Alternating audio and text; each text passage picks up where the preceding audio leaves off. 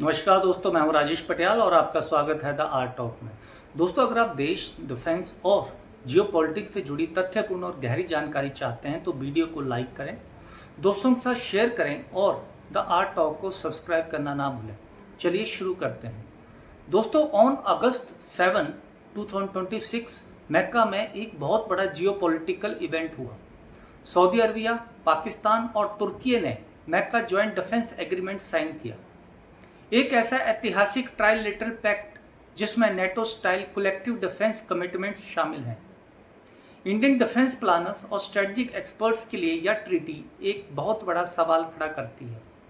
क्या किसी होने वाले इंडो पाक कॉन्फ्लिक्ट में सऊदी अरबिया और तुर्की अपने विशाल मिलिट्री स्टॉक पाइल्स और फाइनेंशियल रिजर्व्स को इस्लामाबाद के लिए एक एंडलेस रीसप्लाई लाइन में बदल सकते हैं? हालांकि हेडलाइंस और मीडिया नैरेटिव इसे एक बहुत बड़ी स्ट्रेटजिक चैलेंजेस के रूप में दिखा रहे हैं, लेकिन हाई सीज और नेवल लॉजिस्टिक्स की असलियत काफ़ी अलग है। विदेशी सप्लाई शिप्स को रोकना या इंटरसेप्ट करना इतना आसान नहीं होता। इसके लिए complex maritime laws, tracking merchant fleets और स्ट्रेटजिक चोक पॉइंट्स पर पूर्ण नियंत्रण की जरूरत होती है।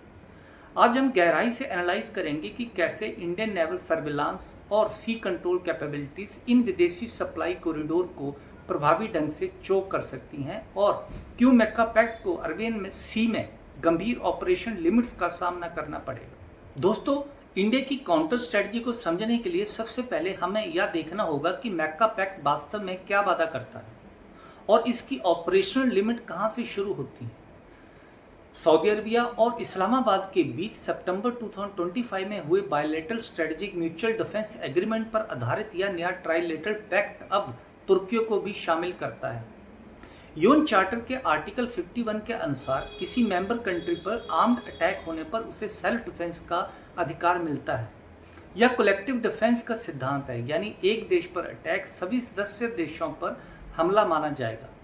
ऐसी स्थिति में तीनों देश मिलकर मिलिट्री और सिक्योरिटी असिस्टेंस दे सकते हैं। यह अलायंस सिर्फ कागजी या राजनीतिक नहीं है। 2026 के वेस्ट एशियन सिक्योरिटी क्राइसिस के दौरान पाकिस्तान ने अपने 2025 पैक्ट के तहत सऊदी अरबिया में लगभग 8,000 ट्रूप्स, फाइटर स्क्वाड्रन्स, ड्रोन्स और एयर डिफेंस बैटरीज की डिप्लॉयमेंट करके अपनी कमिटमेंट साबित की थी। लेकिन युद्ध के दौरान उल्टा रास्ता अपनाना, यानी सऊदी अरबिया या तुर्की से हैवी मिलिट्री हार्डवेयर को इंडिया के खिलाफ युद्ध के दौरान पाकिस्तान भेजना एक पूरी तरह से अलग और जटिल लॉजिस्टिकल चैलेंज है।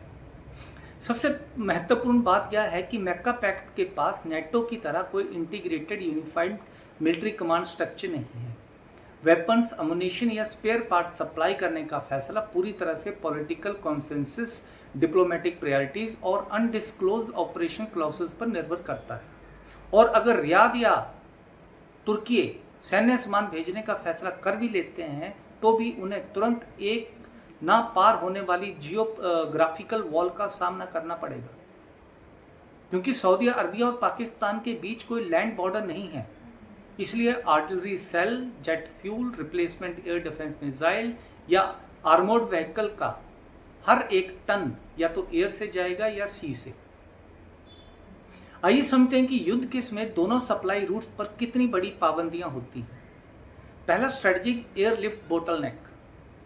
हालांकि एयर ट्रांसपोर्ट से तेजी से सप्लाई हो सकती है, लेकिन कार्गो एयरक्राफ्ट जैसे C-17 या C-130 की पेलोड कैपेसिटी सीमित होती है। हजारों टन भारी गोला बारूद और ईंधन पहुंचाने के लिए सैकड़ों कंटिन्यूस फ्लाइट्स की जरूरत होगी। इसके अलावा भारी मिलिट्री ट्रांसपोर्ट को न्यूट्रल देशों से ओवर फ्लाइट परमिशन की जरूरत होती है और कंटेस्टेड एयर स्पेस के पास या long range surface to air missile network के लिए बहुत आसान निशाना बन जाते हैं। दूसरा, मैरीटाइम वल्नरेबिलिटी। इसका मतलब है कि सारा दारोमदार ओशन फ्रेट और कंटेनर शिप्स पर आ जाता है। कार्गो शिप्स एक ही सफर में हजारों टन भारी युद्ध सामग्री ले जा सकती हैं, लेकिन अरबियन सी के रास्ते समुद्री सफर धीमा, प्रेडिक्टेबल और दुश्मन की नज़रों में आसानी से आने वाला होता है।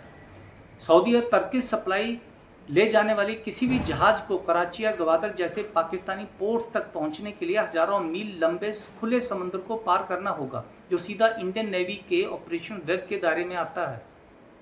दोस्तों, यह हमें इंडिया के सबसे प्रमुख स्ट्रेटजिक काउंटर मेजर पर लाता है, मैरीटाइम डोमेन अवेयरनेस यानी MDA और फ्लेक्सिबल सी कंट्रोल। इंडिया का information management and analysis centre IMAC और information fusion centre for Indian Ocean region यानी IFC-IOR उत्तरी अरबियन सी की पूरी तस्वीर साफ रखने के लिए military satellites, coastal radar chains, PA type petrol aircraft और लॉन्ग इंड्योरेंस ड्रोन से मिलने वाली रियल टाइम ट्रैकिंग डेटा का इस्तेमाल करते हैं। पहला कदम, परसिस्टेंट आइडेंटिफिकेशन। किसी मर्चेंट जहाज के पाकिस्तानी वाटर के पास पहुंचने से कई दिन पहले ही इंडियन सेंसस उसके port of origin, flag state, displacement और रूट ट्रेजेक्ट्री को आइडेंटिफाई कर लेते हैं। दूसरा कदम, डिस्टेंस ब्लॉकेड। पाकिस्तान की land based anti ship missile की पहुंच से काफ़ी बाहर तैनात इंडियन नेवल टास्क ग्रुप समुद्री रास्तों पर नजर रख सकते हैं और संदिग्ध कार्गो वेसल की तरफ अपने इंटरसेप्टर भेज सकते हैं। तीसरा कदम, visit board search and seizure यानी VBSS। International laws of naval warfare के तहत युद्ध में शामिल देशों के पास यह लीगल राइट होता है कि वे दुश्मन देश तक वॉर कंट्रोबैंड ले जा रहे संदिग्ध विदेशी जहाजों को रोके और उनकी जांच करे। अरबियन सी में एक मल्टी लेयर्ड सर्विलांस ग्रिड बनाकर इंडिया एक मजबूत फिजिकल बैरियर खड़ा कर देता है। यह स्थिति कमर्शियल शिपिंग कंपनियों को युद्ध क्षेत्र में खतरनाक सामान ले जाने का जोखिम उठाने से ही रोक देती है। दोस्तों, हालांकि सिर्फ मिलिट्री पावर ही सब कुछ नहीं होती।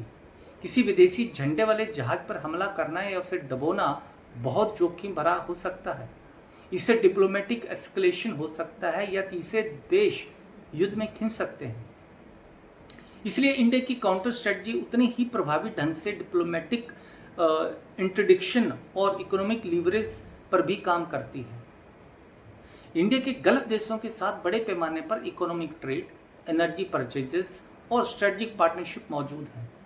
सऊदी अरबिया और तुर्की को यह हिसाब लगाना होगा कि क्या पाकिस्तान को थोड़े समय के लिए हथियार भेजना इंडिया के साथ उनके लंबे समय के डिप्लोमेटिक एंड इकोनॉमिक रिलेशंस को खतरे में डालने लायक है। जब इसमें नेवल इंटरसेप्शन के भारी जोखिम और अंतर्राष्ट्रीय व्यापारिक नुकसान को जोड़ दिया जाता है तो बिना रुके हथियार पहुंचाने का विचार व्यावहारिक रूप से खत्म हो जाता है। दोस्तों, मैक्का ज्वाइंट डिफेंस एग्रीमेंट यकीनन वेस्ट एशियन और साउथ एशियन जियोपॉलिटिक्स में एक नया वेरिएबल जोड़ता है, लेकिन कागजी समझौते भले ही सुरक्षा का वादा कर लें, वे लॉजिस्टिक्स, नेवल इंटेलिजेंस और जियोग्राफी के कड़े नियमों से बंधे होते हैं। Long range aerial surveillance, naval positioning और कंप्रिहेंसिव मैरीटाइम डोमेन अवेयरनेस के जरिए इंडिया के पास विदेशी सैन्य सप्लाई लाइनों को पाकिस्तानी तटों तक पहुंचने से बहुत पहले मॉनिटर, डिटर और चोक करने की पूरी क्षमता मौजूद है। आपके इस बारे में क्या विचार हैं? क्या मैक्का पैक्ट जैसे ट्राइलेटरल अलायंस दक्षिण एशिया की सुरक्षा व्यवस्था को बदल देंगे या नेवल पावर के पास ही हमेशा आखिरी वीटो रहेगा? अपने विचार नीचे कमेंट्स में जरूर बताएं। अगर आपको यह विश्लेषण पसंद आया हो तो लाइक बटन दबाएं, सब्सक्राइब करें और आगे के गहन डिफेंसिव एनालिसिस के लिए बेल आइकन पर क्लिक करें। देखने के लिए धन्यवाद। मिलते हैं अगले वीडियो में। Thank you very much. जय हिंद।